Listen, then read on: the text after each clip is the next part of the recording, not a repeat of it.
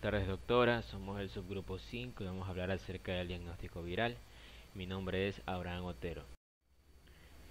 Bien, el diagnóstico virológico. ¿De qué se trata esto? Se trata de una serie de procesos que comprenden la detección y la identificación de un agente etiológico de una infección viral, clínica o inaparente, y a la vez estudia también la respuesta inmune del huésped.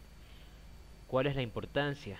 La importancia puede verse desde dos puntos que serán los fines diagnósticos específicos y fines epidemiológicos. En cuanto a fines diagnósticos, tendremos primero adecuar la terapia. En este caso puede ser en caso de encefalitis herpética, fiebre hemorrágica argentina, rabia, VIH y herpes. También se puede efectuar un diagnóstico en casos de rubiola y enfermedades congénitas. En los fines epidemiológicos puede ser mediante campañas de salud en caso de endemias y también evaluar campañas de vacunación en caso de profilaxis. De allí tenemos las etapas del diagnóstico virológico. Si podemos observar en la primera imagen, tenemos que va a ser mediante el triángulo en el que veremos tres puntos importantes, que será el primero la clínica, en la cual se van a evaluar los signos y síntomas. También tendremos el diagnóstico de certeza, que es un estudio virológico. Y por último la epidemiología, en la cual se lleva a cabo en un tiempo, en un lugar, es decir, en un espacio y con una persona.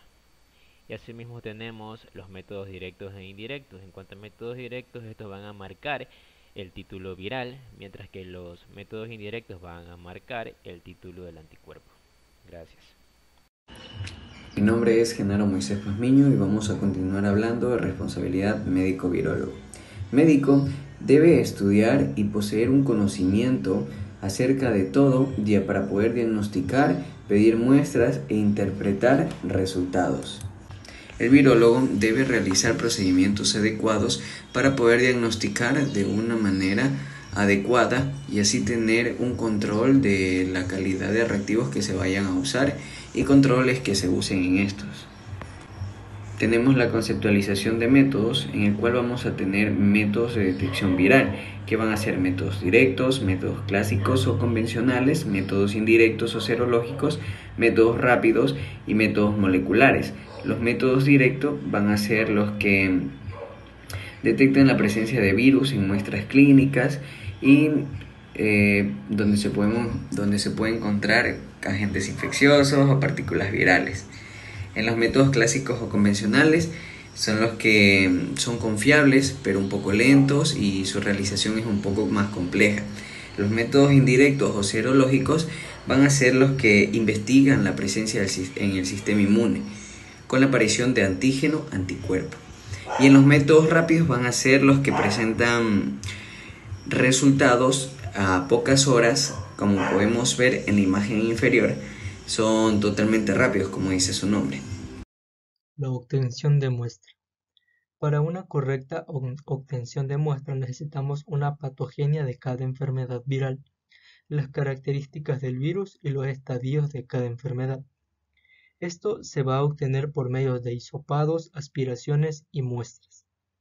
En estos tomas de muestras se necesita tener una correcta bioseguridad para obtener una muestra viable. La obtención de aislamiento viral. La muestra se puede obtener con jeringa o hisopos estériles de algodón, que se debe colocar en tubos con tapas herméticas que tienen un medio de transporte junto con 0,2 de suero fetal bovino, que se utiliza para preservar el virus. También se ponen antibióticos y antimicóticos que sirven para inhibir la proliferación de organismos si se contamina la muestra. Estas muestras deben obtenerse en los primeros días de la enfermedad y enviárselos inmediatamente en baños de hielo y debidamente rotulados para saber de cuál es la muestra. Los virus respiratorios. En las muestras para virus respiratorios se utiliza un aspirado nasofaringeo, que se realiza una succión con una jeringa y una sonda nasogástrica que se introduce por las fosas nasales hasta la pared posterior de la rinofaringe. También se utiliza hisopados faringeos y lavados broncoalveolares, que son más de utilidad para el diagnóstico de infecciones respiratorias y herpes simples, ya que estos se replican en los macrófagos alveolares. Soy la estudiante Victoria Pazpisco y yo les voy a hablar sobre las enfermedades, los virus que intervienen, las muestras y la técnica o procedimiento.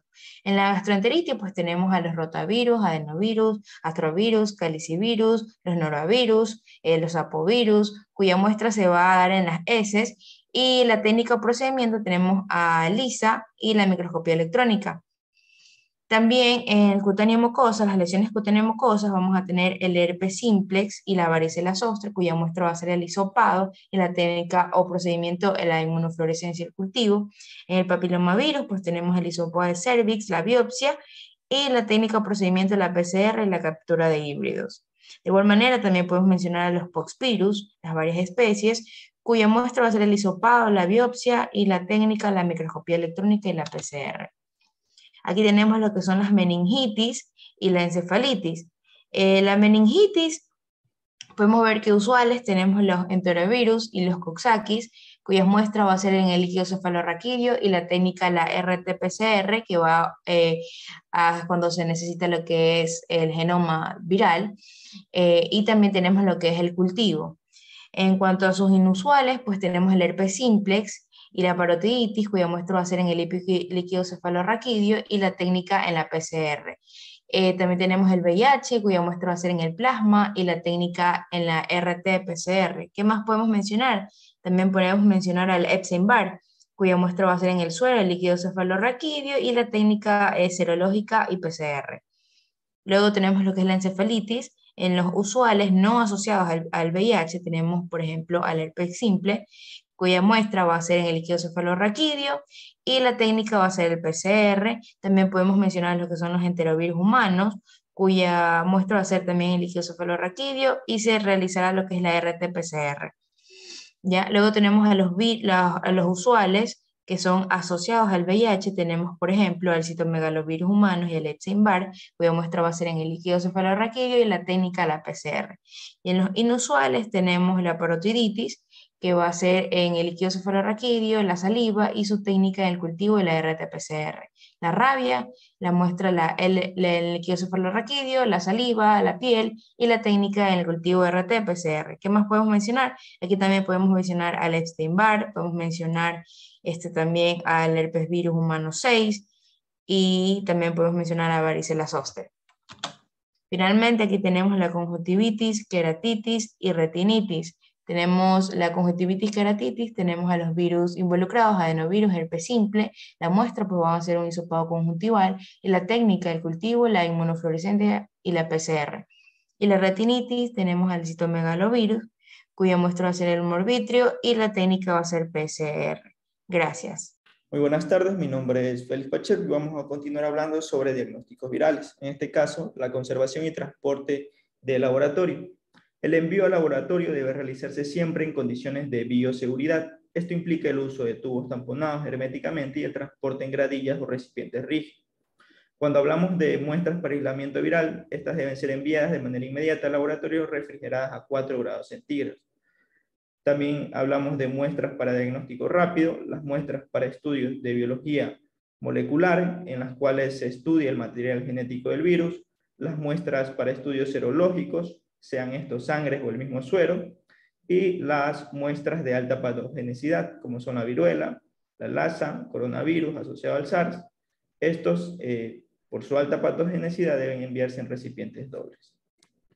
En cuanto a los métodos directos e indirectos, en primer lugar tenemos a los métodos directos, que son aquellos que detectan la presencia del virus en muestras clínicas.